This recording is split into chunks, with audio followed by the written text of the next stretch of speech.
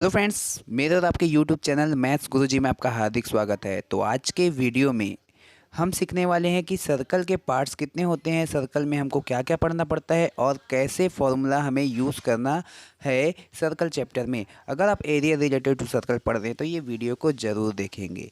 तो सबसे पहले हम सीखेंगे कि सेंटर क्या होता है। तो सबसे पहले आप जान लीजिए, जैसे कि ये सेंटर है तो सेंटर से ही सर्कल बनता है। अगर सेंटर नहीं होगा, ये सेंटर नहीं होगा तो सर्कल नहीं बन पाएगा। तो कभी भी सर्कल बनाने के लिए सेंटर की ज़रूरत पड़ती है, तो इसके सेंटर कहते हैं। अब हम सीखने वाले हैं रेडियस। जैसे कि आप साइकिल देखे होंगे, जो साइकिल होता है, साइकिल का चक्का होता है, वो कुछ इस प्रकार का दिखता है। वो सर्कल के आकार का दिखता है और सर्कल के आकार के दिखने के साथ साथ उसमें कुछ एक स्पोक लगे होते हैं ऐसे करके। तो ये जो कुछ दिख रहे हैं ना, ये सारे चीज़ इक्वल होते हैं। क्या होते हैं, यहाँ से यहाँ तक का जो डिस्टेंस होता है, मतलब ये जो गोलाई है ना उसका, एक गोलाई को हम सरकमफेरेंस बोलेंगे। गोलाई मतलब जैसे कि साइकिल का टायर देखे हो गया, टायर का जो भी ये बाहरी हिस्सा होता है, देखिए ये बाहरी हिस्सा होता है ना, वो उसका सरकमफेरेंस होता है, जिसे हम पेरीमीटर भी बोल सकते हैं। ठीक है, पेरीमीटर सरकमफेरेंस मतलब एक ही होता है। और यहाँ पास सेंटर से लेकर पेरीमीटर तक का डिस्टेंस जो होता है वही रेडियस होता है। क्या होता है, रेडियस। और रेडियस आपस में इक्वल होते हैं, क्योंकि रेडियस अगर अनइक्वल हो गए तो आप देख सकते हैं साइकिल का जो स्पोक होता है, अगर बड़ा छोटा होगा तो साइकिल तो हम चला नहीं पाएंगे। उसी प्रकार यहाँ का जो इस रेडियस होता है, रेडियस मतलब यहाँ से सेंटर से लेकर सरकमफेरेंस तक का मेजरमेंट होता है, वो इक्वल होना चाहिए। जैसे 5 सेंटीमीटर यहाँ से यहाँ दिया है तो यहाँ से यहाँ भी 5 रहेगा, यहाँ से यहाँ भी 5 रहेगा, यहाँ से यहाँ भी 5 रहेगा, यहाँ से यहाँ भी 5 रहेगा। तो जितने भी अंदर में जितने सारे रेडियस बन जाए, सबका मतलब क्या रहेगा, रेडियस सेम रहना चाहिए। ठीक है, तो आप समझ चुके होंगे रेडियस किसको बोलेंगे। ठीक है, अब हम समझने वाले हैं डायमीटर। तो डायमीटर क्या होता है, जैसे कि सेंटर है सर्कल का। ठीक है, ये सर्कल का क्या हमारा क्या है, सेंटर है। अब रेडियस क्या पढ़े थे हम, सेंटर से लेकर यहाँ पेरीमीटर है, ये पेरीमीटर कहीं कहीं का भी ना, सेंटर से लेकर पेरीमीटर तक का डिस्टेंस, यहाँ से लेकर यहाँ तक का डिस्टेंस को क्या बोलेंगे हम, क्या बोलेंगे, रेडियस। अब डायमीटर किसको बोलेंगे, तो यहाँ एक तरफ के पेरीमीटर से लेकर दूसरे तरफ के पेरीमीटर को ज्वाइन करना है और वो सेंटर से पास होगा। कहाँ से पास होगा, सेंटर से। तो जैसे देखिए ये सेंटर से गुजर रहा है और ये सीधा बनेगा ना, सीधा जाएगा। ठीक है, तो इसको क्या बोलेंगे, डायमीटर। अब बोलोगे सर अब ये डायमीटर ऐसे ही बनेगा क्या, अरे भैया आप ऐसा बना दो डायमीटर, ऐसा बना दो डायमीटर, तो आप देखेंगे कि भैया रेडियस तो सेंटर से लेकर पेरीमीटर तक का होता है, पर ये तो उसका दुगना हो गया। तो जी हाँ, इससे हमको ये पता चलता है कि जो डायमीटर होता है वो दुगना होता है किसका, रेडियस का।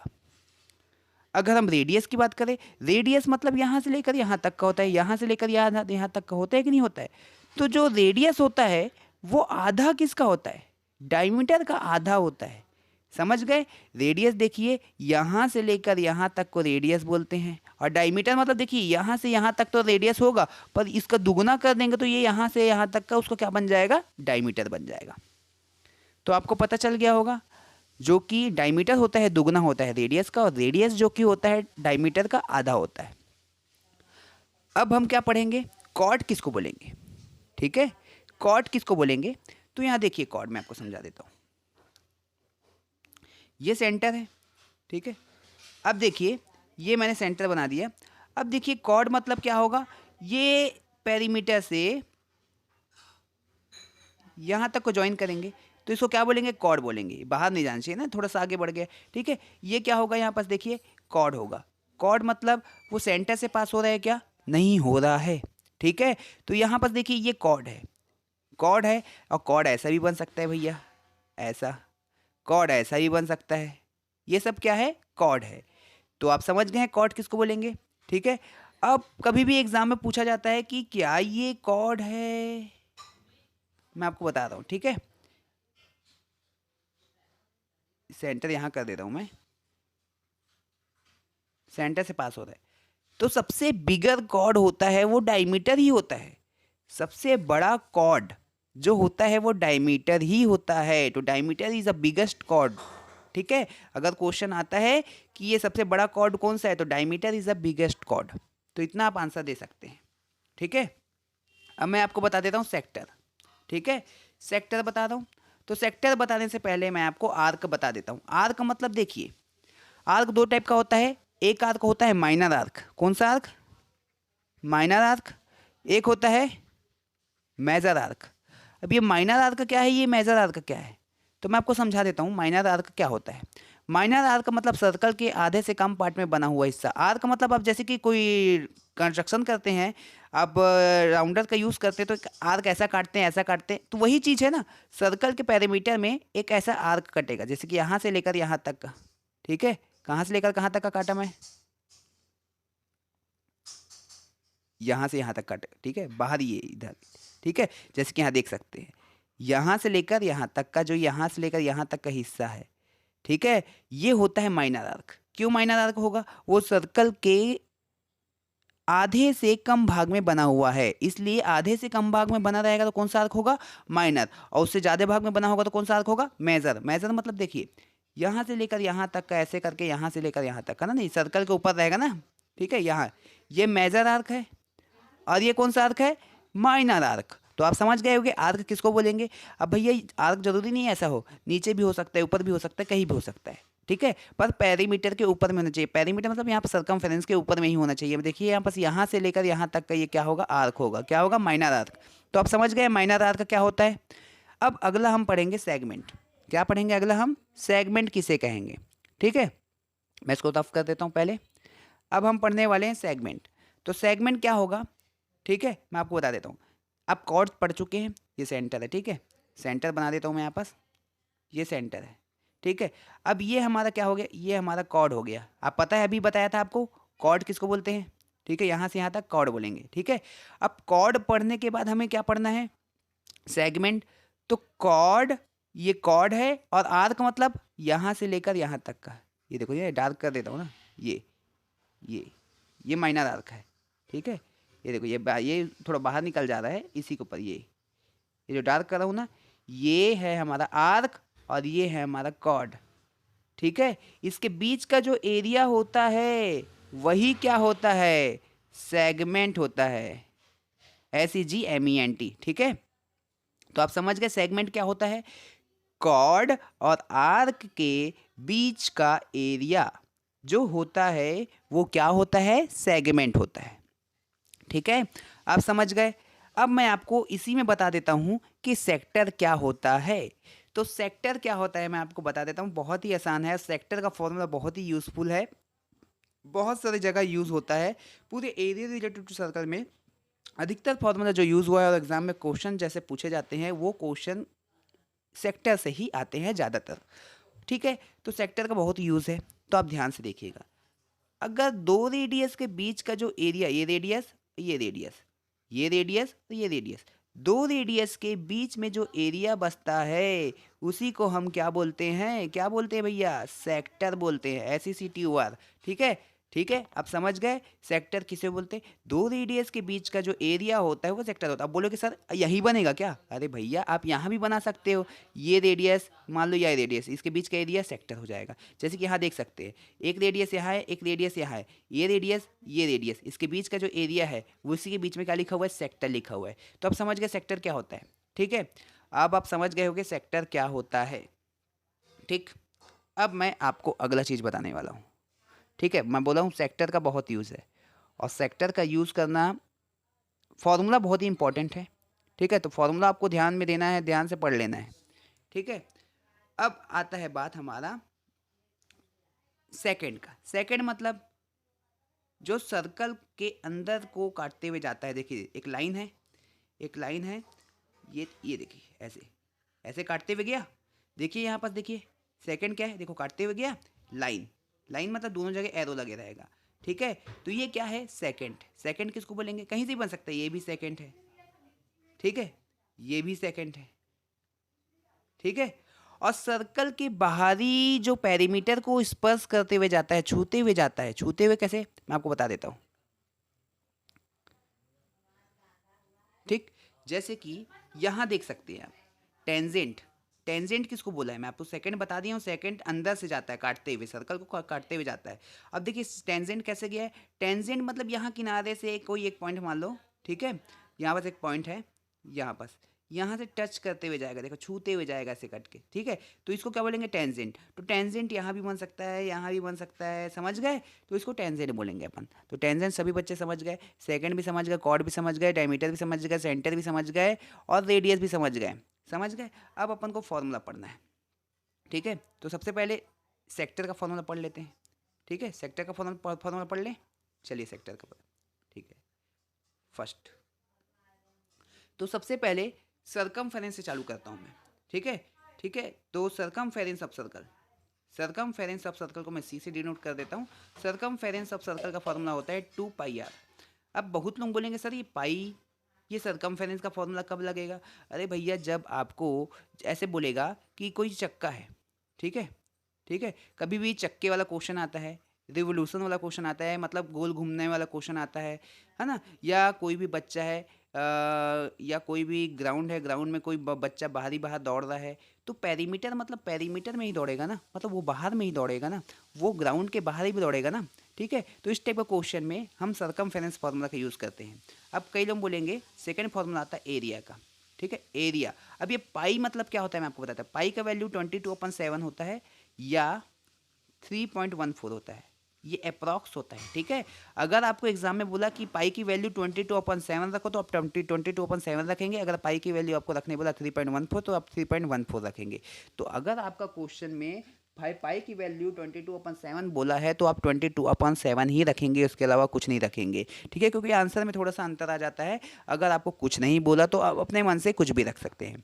अब हम पढ़ेंगे एरिया। एरिया ऑफ सर्कल का फॉर्मूला क्या होता है, पाई आर स्क्वायर, ठीक है। क्या होता है भाई, पाई आर स्क्वायर। पाई की वैल्यू आपको रखना है और आर स्क्वायर। अब कई लोगों को पता नहीं रहता भाई एरिया का फॉर्मूला कब लग रहा है, क्यों लग रहा है, तो मैं आपको बता देता हूँ। जैसे कि घोड़ा घास खाने जा रहा है ग्राउंड में और ग्राउंड सर्कल के आकार का है, तो कितना घास खाएगा ऐसा पूछा आपसे। अरे भैया वो उतना ही घास खा पाएगा जितना यहाँ पर, जितना एरिया हो ग्राउंड का और जितना घास लगा है। मतलब ये वहाँ पूरा घास लगा है, तो अगर मैं इसको यहाँ पर एक पॉइंट लगा देता हूँ, ठीक है, ये सेंटर है। अगर मैं बोलूँगा कि ये कितना घास, मतलब एक घोड़ा यहाँ बंधा हुआ है और यहाँ छोड़ दिया गया है, कितना घास खाएगा भैया, जितना एरिया है, जितना एरिया सर्कल का है उतना ही घास खाएगा। तो इस टाइप के क्वेश्चन में हमें एरिया ऑफ सर्कल लगाना पड़ेगा। जैसे मैं एक बोलूँगा, ठीक है, कोई कोई आदमी यहाँ खड़ा हुआ है, वो कितना घास काट पाएगा, मतलब जितना एरिया होगा उतना ही घास काट पाएगा, उससे आगे तो नहीं बढ़ेगा। सर्कुलर मैदान में अगर घुस रहा है, सर्कुलर मैदान है ना, कितना घास खाएगा बोलूँगा, तो जितना एरिया है उतना ही घास खाएगा। तो इस टाइप के क्वेश्चन में हमें एरिया का फॉर्मूला यूज़ करना है, ठीक है। आपको समझ में आ गया है कि एरिया ऑफ सर्कल का फॉर्मूला कब यूज़ होगा। पाई की वैल्यू क्या रखनी है आपको समझ में आ गया। पाई की वैल्यू अगर जितना बोला है उतना हमेशा आपको रखना पड़ेगा, है ना, ठीक है। तो आप समझ गए दो फार्मूला को, ठीक है। अब मैं आपको बता देता हूँ, यहाँ लिखा था मैं क्या, फॉर्मूला को फिर से लिख दे रहा हूँ ताकि आपका काम आ जाएगा। सरकमफेरेंस ऑफ सर्कल का क्या होता है, 2πr। एरिया ऑफ सर्कल क्या होता है, पाई आर स्क्वायर, ठीक है। अब आपको मैं बताता हूँ डायमीटर का फॉर्मूला। डायमीटर आपको बताया था, डायमीटर जो होता है वो दुगना होता है रेडियस का, मतलब दुगना होता है रेडियस का। और जो सरकम क्या बोलते हैं हमारा रेडियस होता है वो आधा होता है डायमीटर का। डायमीटर का क्या होता है, आधा होता है। ये भी आपको फॉर्मूला याद रखना है, बहुत ही इंपॉर्टेंट है, ठीक है। अब आपको बोलेगा सेमी सर्कल। सेमी सर्कल मतलब आधा सर्कल, ठीक है, आधा सर्कल ना, इसका भी एक सेंटर होता है बीच में यहाँ पर, है ना, नीचे का हिस्सा ऐसे गायब है। आधा सर्कल मतलब सेमी सर्कल होता है। सेमी सर्कल के एरिया का फॉर्मूला क्या होगा, सेमी सर्कल के एरिया का फॉर्मूला क्या होगा। अरे भैया सेमी सर्कल का फॉर्मूला क्या होता है, पाई आर स्क्वायर। तो सेमी सर्कल मतलब आधा सर्कल, तो आधा इंटू पाई आर स्क्वायर, ठीक है, आधा इंटू पाई आर स्क्वायर होगा, वो सेमी सर्कल का फॉर्मूला होगा। तो आपका समझ में आ गया होगा एरिया ऑफ सेमी सर्कल का फॉर्मूला क्या होता है, ठीक है। अब आता है क्वाड्रेंट की बात। क्वाड्रेंट किसको बोलते हैं तो मैं आपको बता देता हूँ, ठीक है। क्वाड्रेंट क्या बोलेंगे, क्वाड्रेंट। तो बहुत लोग कंफ्यूज होते हैं, तो मैं आपको समझा देता हूँ क्वाड्रेंट क्या होता है। ये सर्कल है मान लो, ठीक है। सर्कल का जैसे कि ये है, ये 90 डिग्री बनाएगा ना, यहाँ पास कितना डिग्री बनाएगा, यहाँ पास 90 डिग्री, ठीक है। ये एक क्वाड्रेंट हो गया, ठीक है। सर्कल का 1/4, सर्कल के एरिया का 1/4, मतलब जो एरिया ऑफ क्वाड्रेंट का फॉर्मूला होता है, एरिया ऑफ क्वाड्रेंट का फॉर्मूला क्या होता है, ठीक है। तो मैं आपको बता देता हूँ, 1/4 area of circle area of circle का फॉर्मूला क्या बताया था मैंने, पाई आर स्क्वायर। आपको कुछ नहीं याद करना है, बस आपको देखना है कि क्या क्या फॉर्मूला कैसे हम याद करें। तो 1/4 एरिया का, सर्कल के एरिया का फॉर्मूला क्या होता है, pi r square. Pi r square होता है, ये याद रखेंगे, आपको याद होगा। और उसका 1/4 मतलब 1/4। तो आपको समझ में आ गया, 1/4 भाग pi r square is a quadrant of a circle. तो क्वाड्रेंट ऑफ अ सर्कल का फॉर्मूला क्या होता है, 1/4 पाई आर स्क्वायर। ठीक है, ये भी आपको समझ में आ गया। अब जो अगला फॉर्मूला हमारे पास आता है सेक्टर। तो मैंने आपको बताया था सेक्टर क्या होता है, कैसा होता है। देखिए यहाँ पर ये जो दो रेडियस के बीच का जो जगह है, दो रेडियस के बीच का जो जगह है, उसको क्या बोलते हैं, सेक्टर बोलते हैं। सबसे पहले आपको फॉर्मूला याद कर देना है, area of sector. Area of sector. और सेकेंड फॉर्मूला याद करना है, सेकेंड फॉर्मूला याद करना है, length of the arc of the sector. Length of the arc, बस इतना लिख देता हूँ, ऑफ द सेक्टर। दोनों का फॉर्मूला याद करने का सबसे आसान तरीका क्या है, एरिया का फॉर्मूला क्या होता है, इंटू करके पाई आर स्क्वायर। होता है कि नहीं होता है, एरिया ऑफ सर्कल का फॉर्मूला पाई आर स्क्वायर होता है। बस इंटू किस चीज़ का होगा मालूम है, यहाँ 3θ/360 रहेगा, और यहाँ पर length of the arc of sector बोलते हैं ना, तो आप मुझसे 2πr करेंगे, और इसमें भी मल्टीप्लाई किसका होगा, θ/360 का। थीटा की जगह आप कोई भी एंगल रख सकते हैं, जैसे कि सर्कल है, ठीक है, सर्कल है, और ये सेक्टर है। सेक्टर के दो रेडियस के बीच में जो एंगल बनता है, वही उसका एंगल होता है, जिसको हम थीटा से डिनोट करते हैं। तो थीटा आपको दिया होना चाहिए, और रेडियस आपको दिया होना चाहिए। कभी भी सेक्टर कब निकल सकता है, जब आपके पास थीटा होगा और आपके पास रेडियस होगा। अगर ये दो चीज़ होता है, तो इसकी मदद से हम कोई भी सर्कल का एरिया ऑफ सेक्टर निकाल सकते हैं, और length of the arc of the sector भी निकाल सकते हैं। ठीक है, तो आपको ये भी समझ में आ गया होगा, ठीक है, कि सेक्टर क्या होता है। ठीक है, अब आते हैं अगले फॉर्मूले की ओर, जो कि हमारा है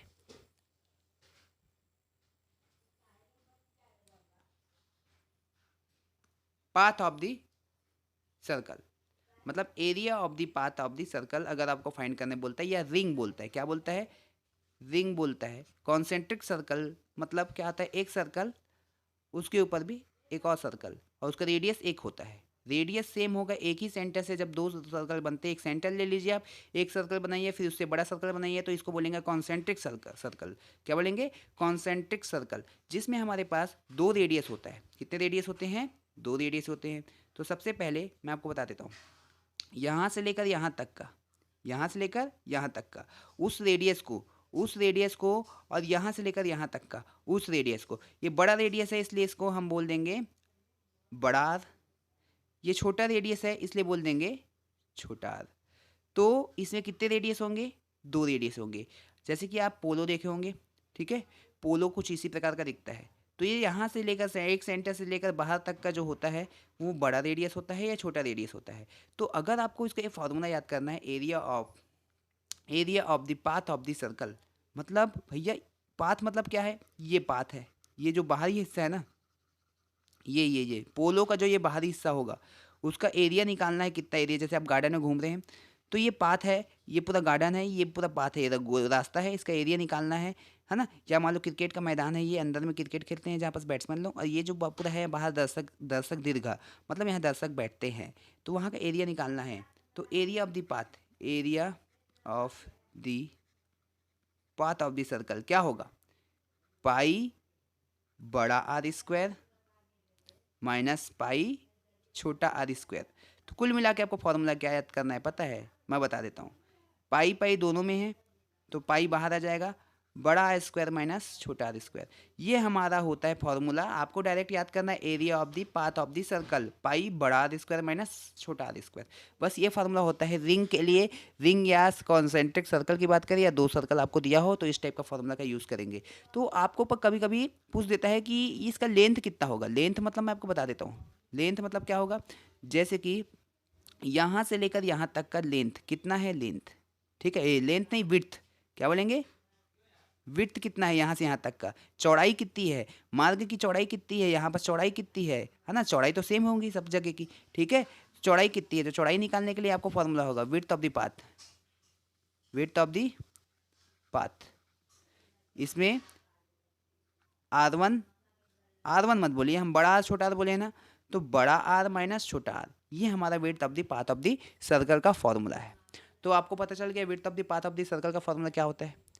ठीक है, ठीक है।